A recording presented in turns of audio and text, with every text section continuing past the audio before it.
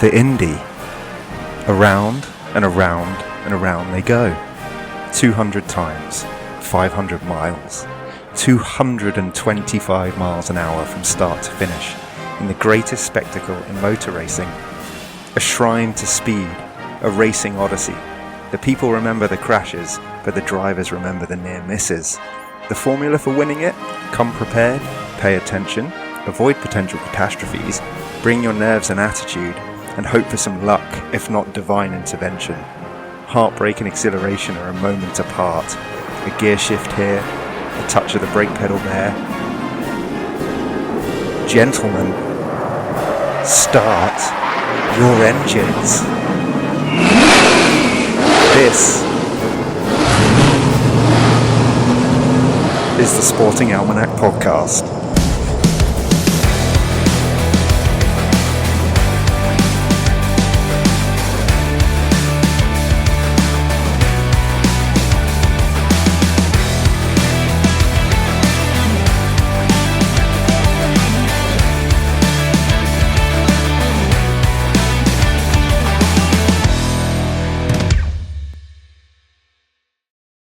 Happy bonus good evening, Ben. Yeah, I know. Brucey bonus episode. Hi, Two in 1 week. Hi, Jack. On the eve of the Europa League final as well. In fact, on the night of. Oh yeah, it is as well. Spurs versus Manchester United tonight. For anyone watching, presumably not neutrals. We'll probably just go to bed early. Probably be more entertaining. No, it's going to be entertaining. Of course, it's going to be entertaining. It will be entertaining. It'll be fun. There are no losers. Not for you. But why are we here again? Why are we here again? Yes. So we did our last episode, as I'm sure you all heard, on the Monaco Grand Prix. We were originally going to do it on the Triple Crown, way back, as in the Monaco Grand Prix, the 24 Hours of Le Mans, and the Indianapolis 500. I quickly realised that there was far too much content for Le Mans. So, full episode on Le Mans. However, Monaco Grand Prix and the Indy 500 in the same weekend. So, the new plan was to do both of them in one episode, but to focus on Monaco. But then that episode ran too long, and some cuts were made. And this episode now is a combination of some of the cuts that were made, a couple of little bits from the episode, which I pulled out and put in here, and then some new stuff which we're going to record now just to fill it out. So, it'll be a shorter episode. Hopefully, but you know us, it might not be. And if it sounds a bit patchwork in the end, then it's because it is, simply. Yeah, it is, yeah. It's because we found it irresistible to talk about the Indy, and with good reason, I think. Yeah. Should point out as well, almost certainly this time next year, we'll be doing a full episode on the Indy, because it is so good. But, because we have the in the bag and an opportunity to talk about it now, thought we'd throw this out. Yeah, and is this a good time to just insert what the Indy is? So I think what we're going to do is I'll put this all out in a relatively logical order. So let's talk about what the Indianapolis 500 is, Ben. I mean, it's officially called the Indianapolis 500. It was formerly known as the Indianapolis 500 mile race, or the 500-mile International Sweepstakes, or the 300-mile International Sweepstakes, and the Liberty Sweepstakes. But, everybody knows it as the Indy 500. Since it became officially the Indianapolis 500, which was a little while ago now, like in the 80s, I think it's been known as the Indy 500 ever since. And it's the most prestigious race or event in the IndyCar calendar, and one of the oldest and like Monaco, most important races in motorsport. And it is reported to be the largest single-day sporting event in the world. The venue, Indianapolis Motor Speedway, in Indianapolis, in Indiana, in the United States, has got an absolutely massive capacity when you include like the infield and stuff. I think it's 400,000 people or something who are said to have been at one of the events. Like it's insane. I think it holds the record for the biggest ever crowd. I might be wrong. It's certainly up there. Biggest ever crowd at a sporting event. It's a big venue, very, very popular. Obviously seating and standing, and people in the infield, people surrounding it.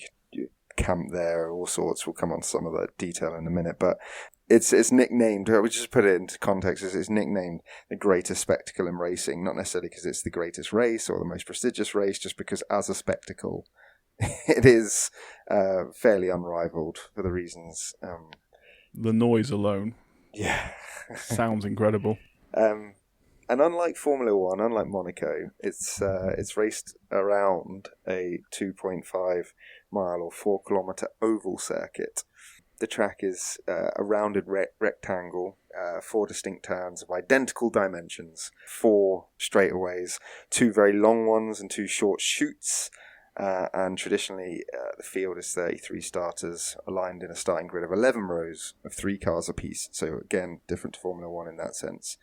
And it's 200 laps counterclockwise for a distance of 500 miles, hence the name. Or 800 kilometres, but the Indy 800 doesn't have the same ring, does it? No. And Americans wouldn't know what you're talking about anyway, whatever a kilometre is. Yeah. Metric and imperial coming to the fore yet again on the almanac. Do you want to know a bit about the track very quickly? Just really quickly, yeah. So as I say, we'll go into this in more detail one day. It's called the Brickyard, and the reason it's called the Brickyard is because it basically consists of bricks. Traditionally, when it first started, it was crushed stone and tar, which, as you might imagine, led to quite some serious accidents. And the first race being won by a chap called Bob Berman. I'll very quickly explain why he's of importance. But essentially, those accidents, they were pretty catastrophic, so it led to the repaving of the circuit almost immediately. And 3.2 million bricks were hand-laid on the track after those first 2 events.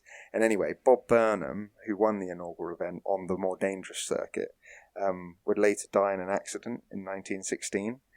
Which also killed his riding mechanic, a guy called Eric Schrader, a policeman, and 3 spectators after his tyre exploded and caused him to flip into the crowd at a different event. Anyway, the reason he's of importance is because his death and the accident would inspire his friends, a chap called Barney Oldfield and Harry Arminius Miller, let's just call him Harry Miller, to design one of the first iterations of the roll cage in race cars. Nice. Called the Golden Very Submarine. early safety feature. Yeah. And also cars built by Miller would go on to win the Indy 500 9 times. Nice. But yeah, I mean, it's very different to Monaco. It's a much more American event. Unsurprisingly, yeah. But like a couple of little nods to our previous events, our previous episodes rather. The trophy is fucking massive. Oh yeah, that's another big one, isn't it? Yeah. So, like the Stanley Cup, it's 5'4" or 1.6 meters, 1.63 if we're being precise, and weighs nearly 70 kilograms or 153 pounds. The race itself is traditionally held over Memorial Day weekend, which is one of the few bank holidays in America. Cool. It's pretty. Sorry. The other thing I was going to very quickly tell you about, because I did say there was another link to one of our previous episodes, and I just thought this is kind of funny. So the last row party. So at the Kentucky Derby, we were talking about how they had a party on the infield. Yeah. Well, there's a similar event at the Indy 500, and the infield is known as the Snake Pit. And it's long had a reputation for like rowdiness, heavy alcohol consumption, bikers, streaking, flashing. It's been linked to it's been described as Woodstock, Mardi Gras atmosphere. Very popular with like subculture and college age people. Anyway, basically most people have little or no interest in the race. They just turn up for an absolute session. And yeah, it's very similar to the Kentucky Derby in that sense, because obviously it's got an awful view of the event, and it's synonymous with arrests, public intoxication, disorderly conduct, fights, drug possession, like lots of trouble. Long story short, someone ended up dying in 1981. And excellent. And not excellent, but inevitable. Yeah, inevitable. That was the trajectory, right? And it got there. And the organisers were like, fuck it, that's enough. So they massively toned it down and curbed that enthusiasm. It's a lot more organised and civil affair these days, but there are a couple of places around the circuit called the Coke Lot and the North 40, camping areas, which have similar reputations, but perhaps not quite as egregious. And then in terms of its relationship to F1, when the Formula One Championship was sort of established, the Indy 500 was effectively a part of the circuit. So the precursor to the classic Formula One Championship was the FIA World Manufacturers Championship. The Indy 500 was part of that championship between 1925 and 1928. And then it was part of the Drivers' World Championship between 1950 and 60. But weirdly, European teams and drivers tended not to participate. I think Ferrari have flirted with it in 1952 with Alberto Ascari. Yeah, and there's been a couple of other notable people who've tried to enter it. So, one-time world champion Giuseppe Farini failed to qualify in 56 and 57. And Fangio, who you mentioned before, he also failed to qualify in 58. And then basically it was removed from the World Championship calendar. And then weirdly, that's when the European entries started coming back. Yeah.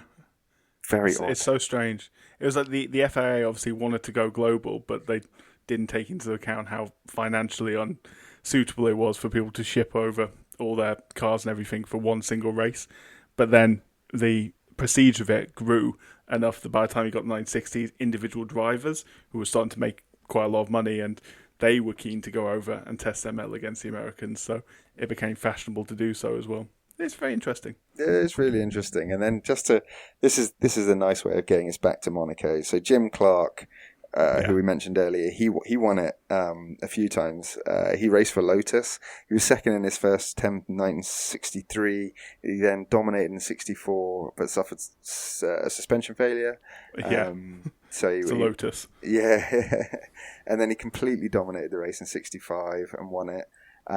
Finished second again in 66 and then was 16th again in 67, but he died in 68 in Hockenheim after an accident in F2, unfortunately. So that was the end of his Indy 500. But as you've already mentioned, Graham Hill won it in 66, driving for Lola Ford. Fernando Alonso is the most recent Formula One driver to have entered it, as he did in 2017. There was a huge gap between the 80s actually and Alonso doing it, of active Formula One drivers participating. But Alonso had to skip Monaco weekend. Jenson Button drove for McLaren instead of him after Button had retired, and he came back just for that one-off race, I remember. Because Alonso, I should point out, has won 2 legs of the Triple Crown of motorsport. He's won the Formula One World Championship and the Monaco Grand Prix, so that's one leg depending on which way you look at it. And he's won at Le Mans as well during his break from Formula One. So yeah, he's the only active driver who realistically has a chance, should he wish to do so in the future. And I suspect he won't be in Formula One for that much longer, if you believe the rumours.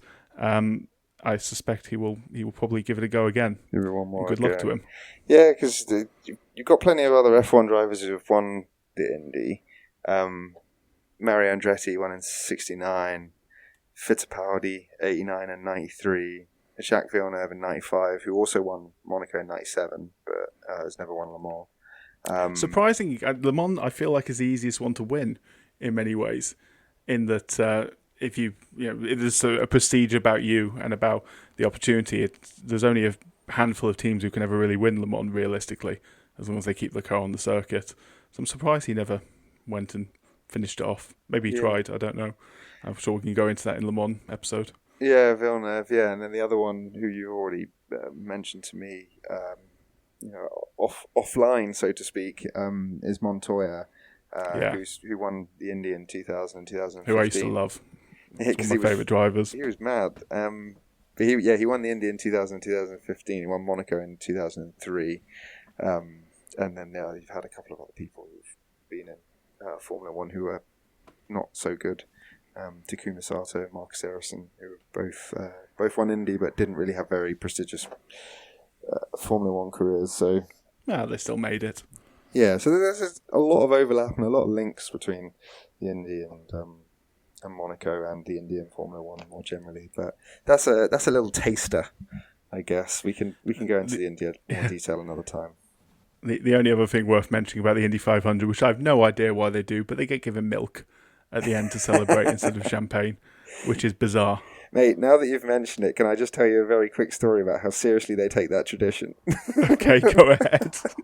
So, as you say, drivers are offered milk. They actually get a choice. The winning driver gets a choice of whether to have whole milk, semi-skimmed at 2%, or skimmed. What? Yeah, which this is completely insane, That's right? so bizarre. It dates back to 1933, when Louis Meyer drank buttermilk after his third win in the Indy 500. It was actually just a bloody marketing ploy, like all things American. By the milk board. Yeah, by a milk company, and it just stuck. Amazing. But it's now taken very, very seriously. So Emerson Fittipaldi owned an orangery.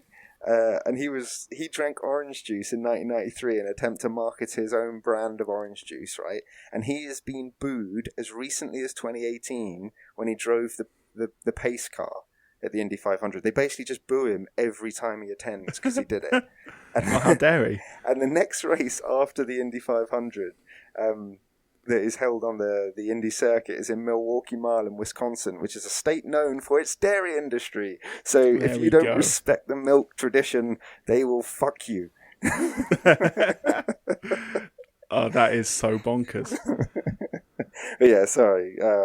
That is a fun tradition. But there you go. God forbid the first person who asks for oat milk or something. Never going to race again. Yeah, you're going to get caned over there. And then I was just going to very quickly mention, the Indy never runs in the wet. Really? It's not allowed to run in the wet. Probably for the best, that, yeah. Yeah, it's because it's so damn dangerous. Because it averages like 220 mile an hour. So if you crash in the Indy in the wet, like you are fucked. In the nicest terms, yeah. And basically they just postpone it. They postpone it until the showers cease and or the track is dry. If it can't be finished, they go to another day sometimes. And this is kind of fun because it's kind of what you were talking about with the beneficiary being Alain Prost on this occasion. Americans don't abide dud endings very well. So they have a procedure called the green-white checkered finish, which is a racing restart procedure in which the race is always restarted from a caution period with 2 laps remaining. Okay. So that you don't get races finishing under what they would call caution or what we would call a safety car.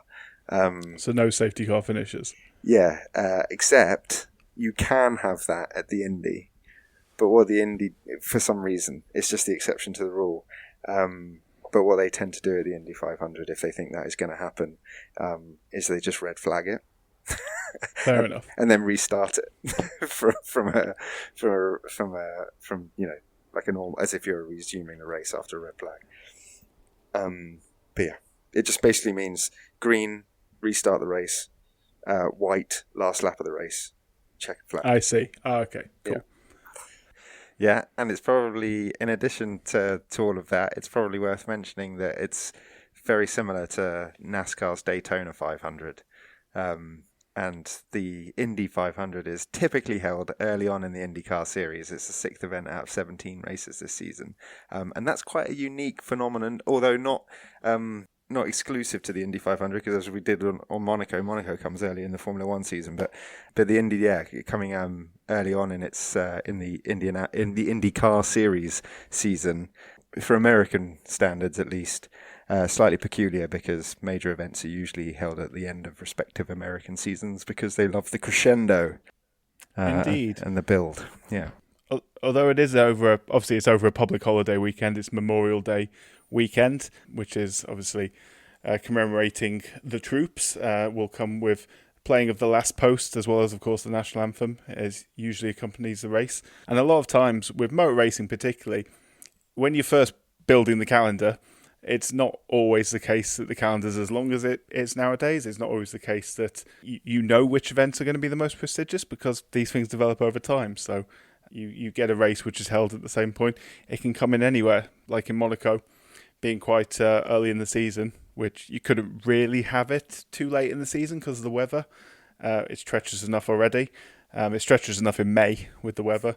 And I suppose with Indianapolis, perhaps similar case as it gets later and later in the year, maybe the weather gets a bit more unpredictable, especially in the Midwest, where tornadoes are quite common later in the year. That's a good point, actually. I hadn't even considered that. And on the point of dangerousness, I think you have a very revealing statistic about how fucking crazy this race is in respect of its safety record. So, in World Championship events in Formula One, there has been 32 fatalities in 75 years. At Indianapolis, in a fair bit over 100 years now, there has been 59 fatalities in the event. So, you're talking less than 1 in every 2 seasons of Formula One, compared to over 1 in every 2 races in the Indy 500. It is an incredibly dangerous event, and not for the faint-hearted.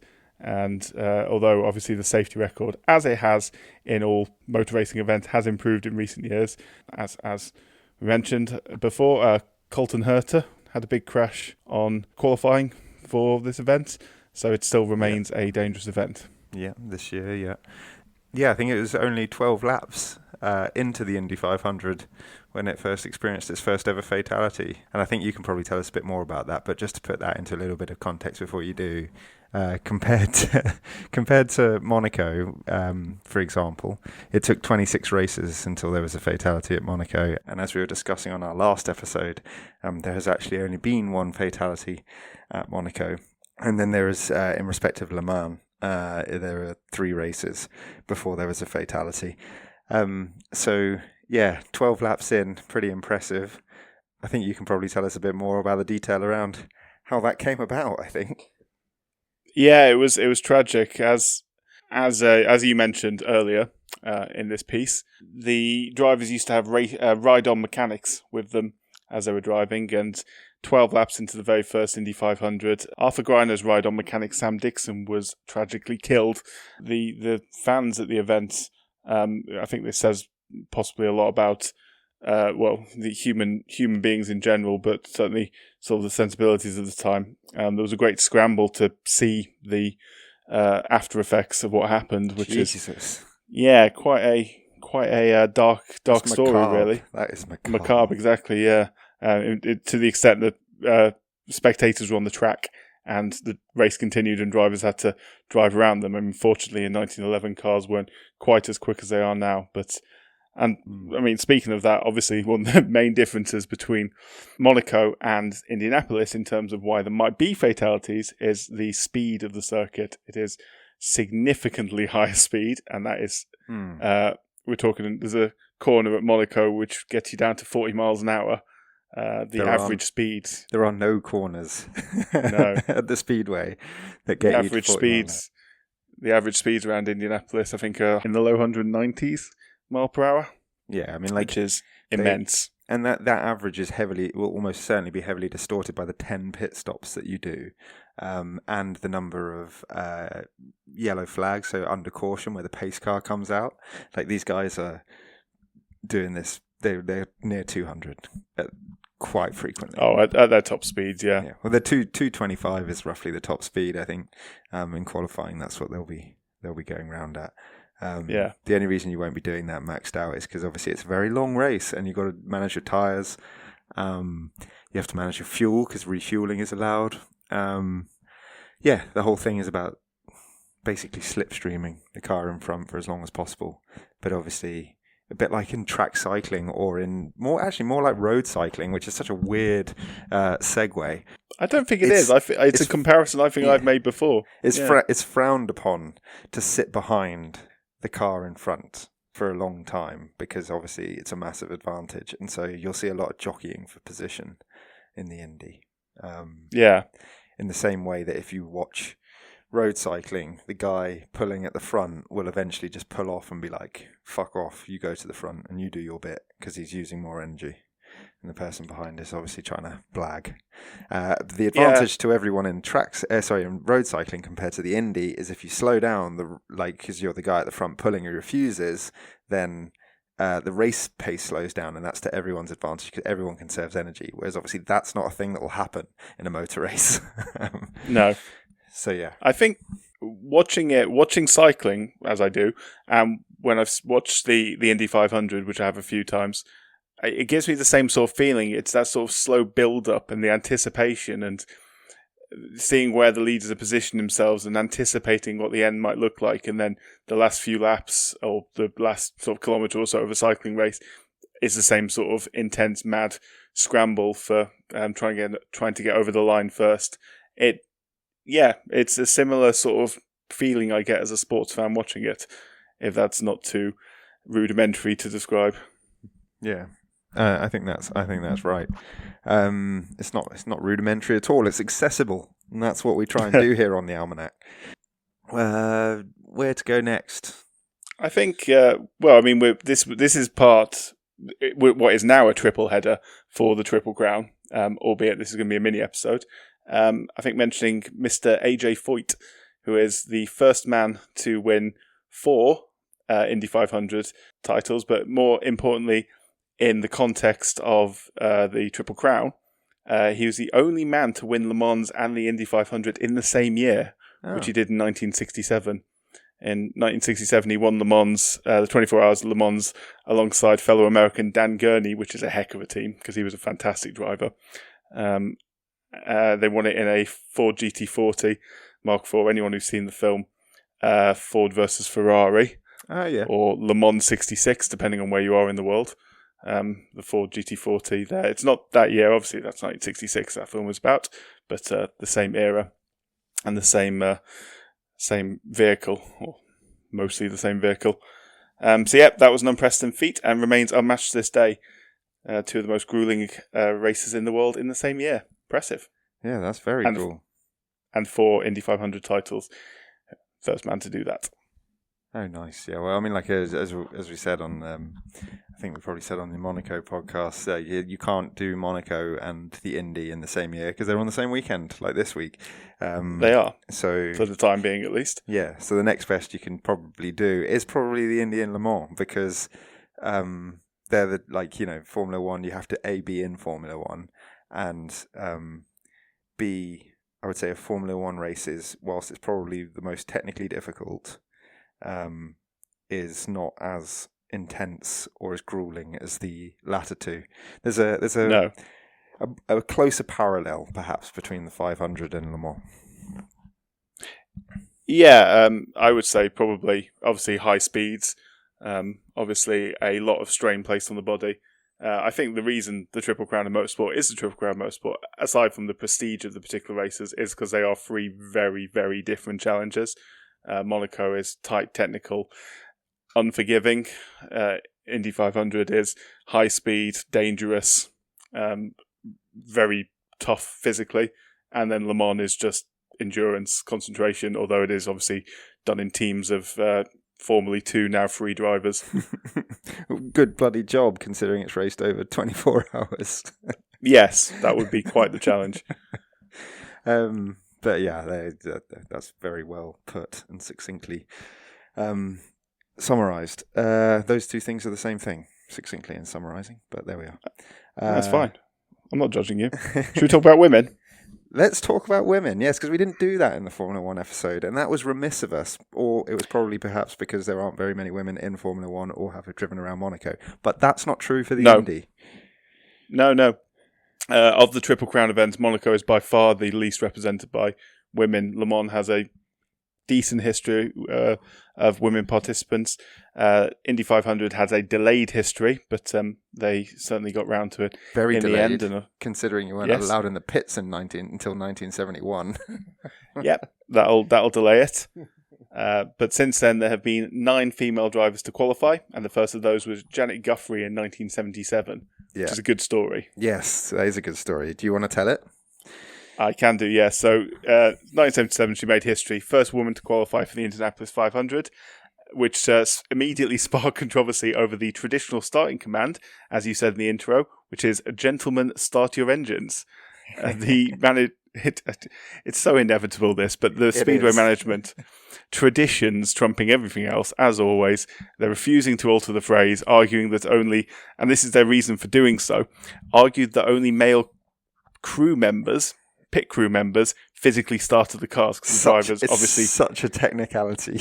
I know. Obviously, they don't have a key in the car; they don't turn it on. It's the crew members. So in protest, and this is excellent, Guthries' team assigned Kay Bignotti, the wife of the mechanic George Bignotti, to operate the car starter, exposing the flaw in the Speedway's logic, which is just a fantastic reaction. Great pettiness. It's a perfect reaction. Great pettiness, because if you're going to be that petty in applying the rules, then you should expect people to be as petty in challenging them.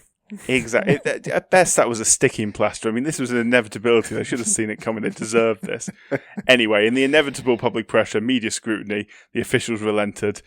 Without announcing it was going to be the case, keeping on the down low, Tony Hulman delivered a revised starting command that acknowledged Guthries' historic achievement, which was, in company with the first lady ever to qualify at Indianapolis, gentlemen, start your engines.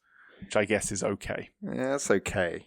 I guess it still has to have a ring to it in their defence. It doesn't become a feigned starting order unless it's catchy. So, you could have come up with something if you'd spent more time thinking of an alternative rather than challenging the people that were challenging you. But nonetheless, again, it's just a sticking plaster or a band-aid, as the Americans would say. Yeah. Because then when the second female driver qualifies, what do they say then? So nowadays it is ladies and gentlemen, start your engines. Yeah. Which is better, right? And just appropriate. You still get, I don't see what I know tradition is tradition, but come on. Well, come on. Yeah, I mean, yeah. That's the least that you can do if you didn't even let them in the pits until 1971. Until the 70s, yeah. But yeah, like since then we've had Sarah Fisher, who's competed 9 times. I think that's the most out of any woman. And a name familiar to Formula One fans, as also is responsible, or holds the best finish for a woman at the Indy, and that's Danica Patrick. Yes. She finished 3rd, and is the only woman to have led laps during the race. And is now part of Sky Sports Formula One coverage, of course. Yeah. And also a little other bit of fun with the Danica Patrick attendance at the Indy. There's a couple of superstitions in Indy 500. Green cars and number 13 are avoided. I have no idea why. In fact, I get the number 13, but I don't get green cars. Yeah, so green cars, I've got no idea why. I couldn't get to the bottom of it, especially because of the fact that green cars have actually won in 1920 and 1965, which somewhat undermines the concern about driving a green car. But nonetheless, people don't tend to drive green cars. And number 13 is just obviously the traditional superstition. In fact, it was so entrenched, though, in Indy 500 folklore that it was actually outlawed in the rules between 1926 and 2002. That is excellent. So you literally weren't allowed to drive the number 13. But maybe it's because they kept killing people, as we've already summarised. But despite that, it's now allowed. And Danica Patrick drove a green car with the number 13 and came 3rd. Excellent. And led laps of the race. So, well played her. Yeah, I think that's how quite you fun. Do it. Yeah, I mean, I'd probably do the same, to be honest. Yeah. But with that in mind, is it worth... Any other... Yeah. I was going to say, any other traditions that we failed to mention thus far? Some food and drink related ones, perhaps, because we know we love them. Shit tons of beer. Excellent. So you love to see it. Yeah, the Indy is famed for shit tons of beer. The pork tenderloin sandwich is apparently the concession of choice. But until recently, no peanuts were eaten. Very odd.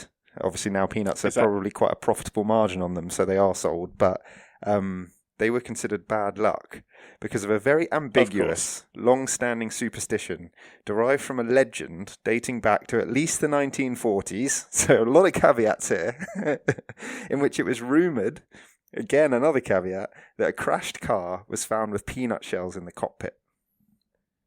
I mean, yeah, fair enough. Don't eat shelled peanuts while you're driving around at 200 miles an hour, but why not have them with your beer and pork? Well, yeah.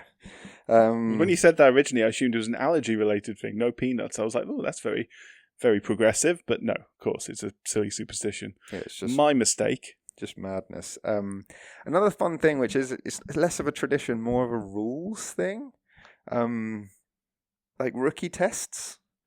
So to compete in the Indy 500, if you're a rookie and you've never done it before, you literally have to do like effectively a driving test before. I suppose that's not a bad idea, is it? No, it's not a bad idea. I mean, I presume it's to demonstrate control of the vehicle in an oval circuit at a certain speed or something, but that's in addition to qualifying. So you have to pass the rookie test, then qualify. And there's been plenty of Formula One drivers who haven't qualified, despite entries. I was going to say, it is a very different form of racing to Formula One driving, and not everyone transfers. It's not a transferable skill necessarily. Like Juan Fangio, 5-time Formula One world champion, didn't even qualify. Yep. Fernando Alonso found it to be of great difficulty to convert when he was doing it in 2017. Although he was relatively successful until he had to retire in that race. I think he led part of it.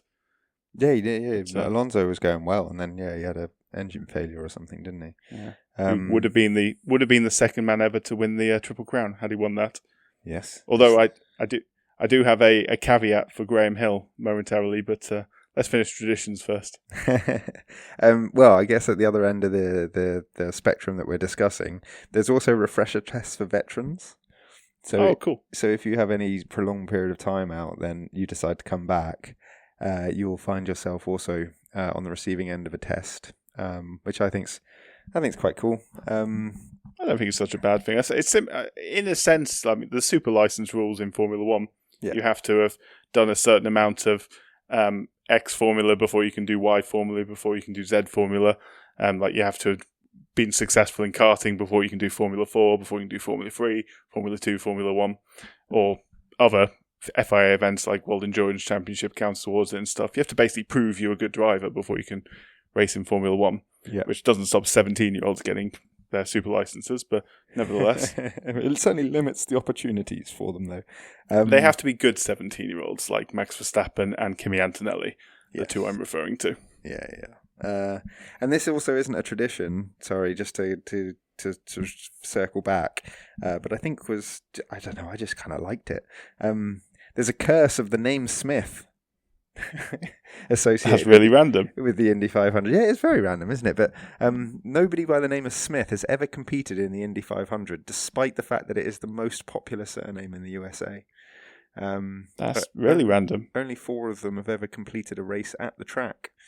I haven't looked into whether any of those are dead, but given Speedway's record, I wouldn't be surprised. Just pretend, yeah.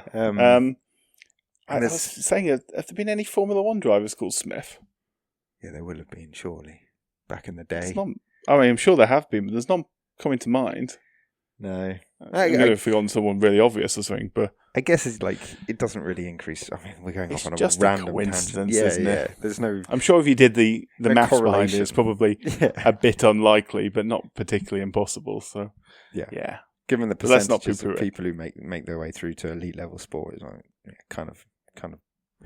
It's almost more random if they have similar surnames. I'm trying to think of elite sportsmen called Smith. I'm only thinking of cricket. That's it, really. Yeah. What else we got? Rugby. There must be others. There's a few in football. Yeah. Anyway. But yeah. Just proving myself wrong here. Very quickly, and again, another random one, just to close off this little discussion, because you asked me, and you know I like these little stupid tangential... Well, so do I. Like traditions or whatever else they're called. This, again, is not a tradition, but it's something that is associated with the track, which is rabbits, weirdly. So, because the track is barely used, obviously it's, there are other races at the Speedway, but it's very much, the focal point of the Indy 500. It becomes really it's got a huge green area in the middle, and it becomes a very, and it's also surrounded as well by countryside, as we spoke about earlier with regards to the campsites and the partying and stuff that goes on. But they, I don't know, it just becomes a very fertile rabbit breeding area. And they're considered, fair enough. It's properly fully entrenched. They consider it a symbol of good luck. And one traditionally appears over the race weekend every year. They can be a great big fucking nuisance, though, when you're traveling at 225 miles an hour. Just like groundhogs at the Canadian Grand Prix. Yes, exactly. And they've caused danger in the past, and and yellow flags and pace cars come out, and Al Unser famously ran one over in the 1988 race. So, it's not always a happy ending for rabbits. No. but wasn't lucky for that rabbit. I think it's kind of cool, though, that they're not culled. And that they're properly embraced. I just thought that was fun. So, yeah, there's the traditions. So I only have one more thing to add to this, just because I only found this out today. So obviously we're talking about the Triple Crown in these episodes and mini episodes, and Graham Hill, as we mentioned in the Monaco episode, is the only man to have ever won the Triple Crown, which means he's won the Monaco Grand Prix or the Formula 1 World title, depending on which way you look at it, and also won the Indy 500 and won the 24 Hours of Le Mans. However, I didn't know this. The 1966 Indy 500, he was declared the winner in his first ever appearance in the race, albeit at the age of already have been 38 years old. But it was controversial because apparently Jim Clark, another famous British driver, another British world champion, was believed to have completed more laps than Hill, despite spinning twice in the race. The timing and scoring systems at the time were basically manually kept, which led to confusion. Some believe that. Yeah, basically, some believe that Hill was mistakenly credited with laps during pit cycles, and others thought that Clark may have been the true winner, may have done more laps. Despite protests and debate over it, the official results stood, and Graham Hill is the only man to have won the Triple Crown as a result, but may not have actually won the Indy 500, controversially. Maybe he did. That's mad. I didn't realise that there was a controversy around it. That's really fascinating. No, I didn't either. It's also interesting that, though, because on the race itself, like, officials can race it. Officials can end the race and declare a result if more than half of the scheduled distance has been run. So if 101 laps have been completed, then you can have an official result. If less than half distance has been completed, the race has to be resumed, though. So it's never called off, so to speak.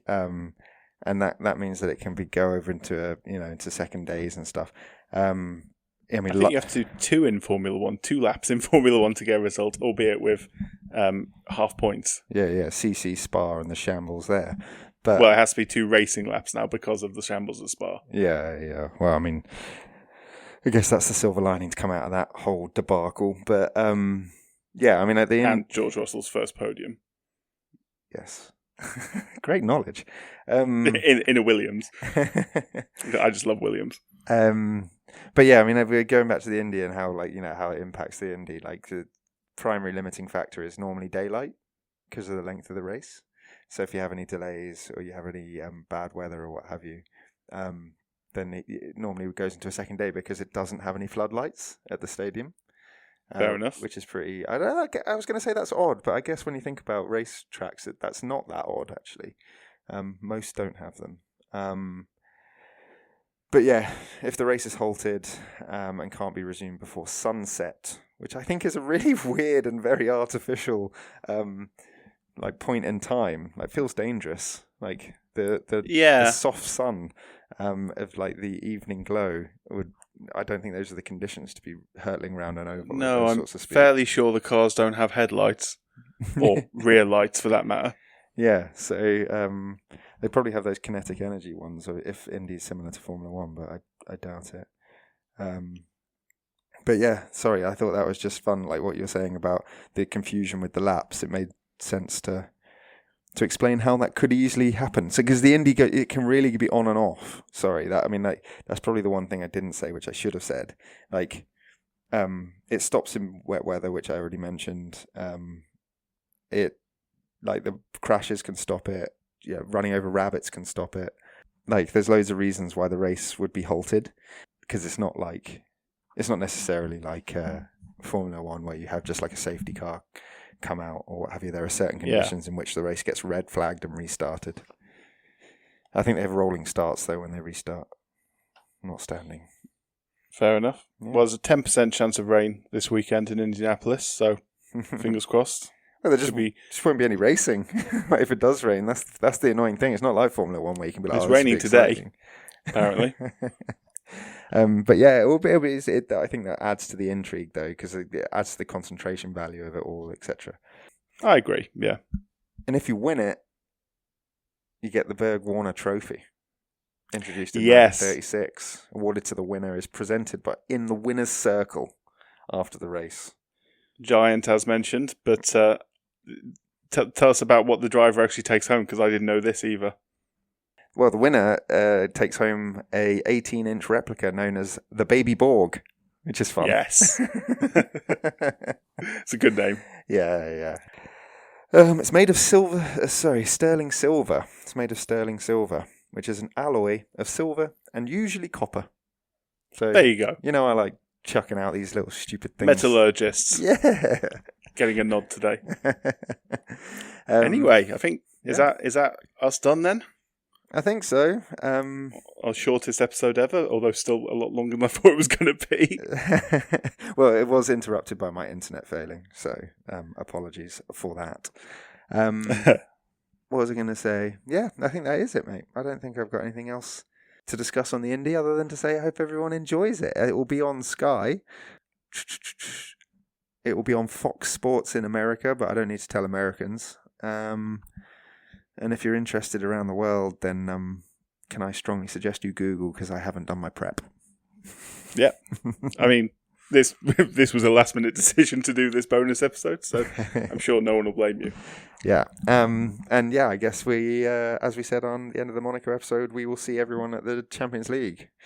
At Champions League final. Except we lied in the Monaco episode, because we're seeing everyone here instead. Yes. So, hi everyone, but also see everyone at the Champions League final. In Munich. In München. Yeah, cool. Nice. Okay. Well, nice bonus chat. Enjoyed that. Yeah. Have a good bonus evening, Jack.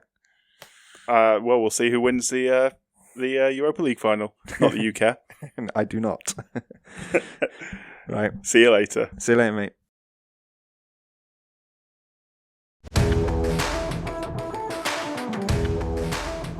Once again, thank you so much for listening to the Sporting Almanac podcast. I cannot say that enough. If you enjoyed it, give a like, subscribe, rate, comment, trigger those algorithms wherever you get your podcast from. More important than algorithms, though, is word of mouth. Please, please, please tell your friends. It means the world to us if you do. Our theme tune is Oh Yeah by Harmonia Productions. You can find us on Blue Sky at The Sporting Almanac, or drop us an email at thesportingalmanacpodcast@gmail.com. We'll see you next week in Munich for the Champions League final. But until then, stay curious. Sport is nothing without the stories that make it. Goodbye.